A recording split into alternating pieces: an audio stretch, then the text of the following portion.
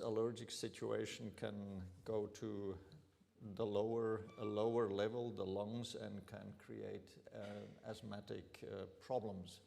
So what I would like to share here with you is if you are suffering from this condition, reduce the allergen load. So seal your doors and have high quality filters in your house that filter out the pollen, not only ozone filters.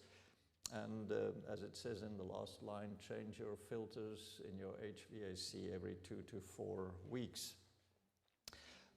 Then the next one is decontaminate yourself.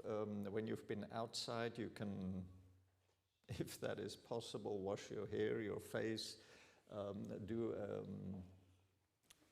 do a rinse of your nose with a neti pot and with isotonic saline nasal rinse in the evening.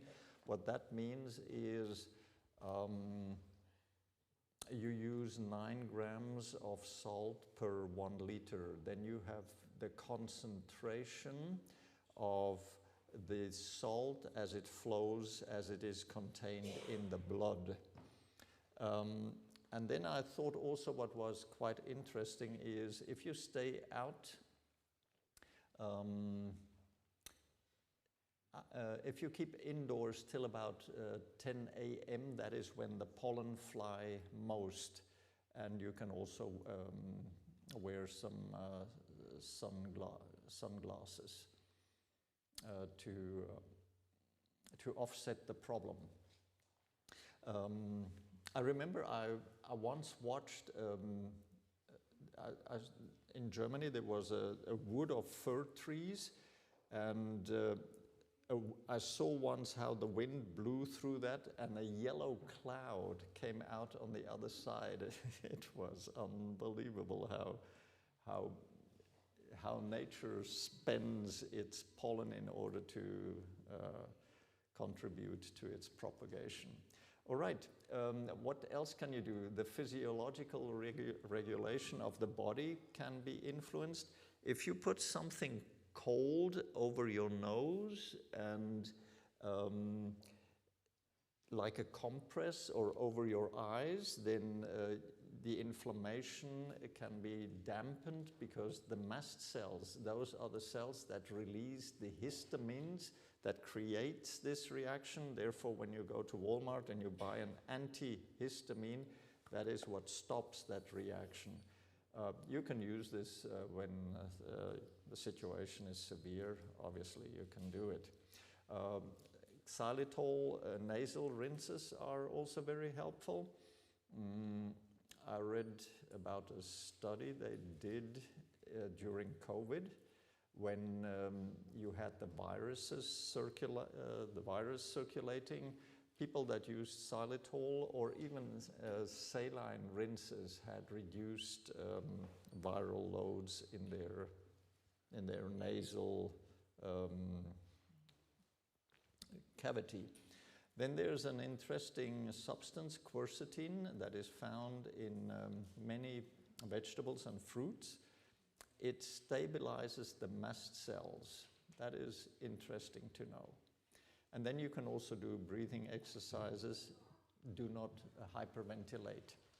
The nutritional and immunomodulatory support, there are substances, as I just mentioned here, the quercetin. You can take it with vitamin C because it has an additional antihistamine effect. I thought that was very interesting. Make sure you've got omega-3 fatty acids. For us as plant-based individuals, make sure you've got linseed and your walnuts. If you have a palm full of walnuts every day, your supply is guaranteed.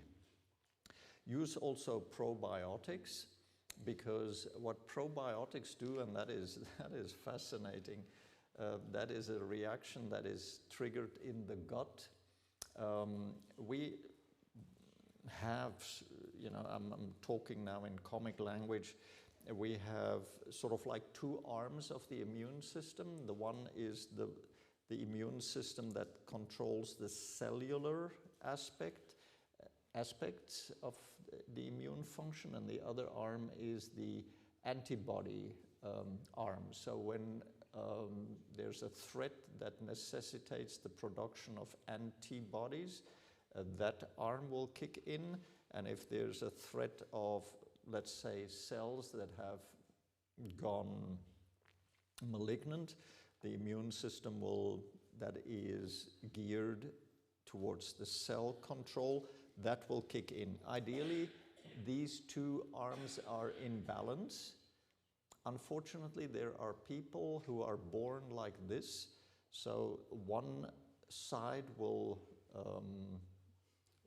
dominate the other. And if a patient has a heavy tendency to hay fever, he reacts with the antibody side, and that can be influenced by taking these probiotics. It's a reaction that will reverberate through the body, coming from the gut.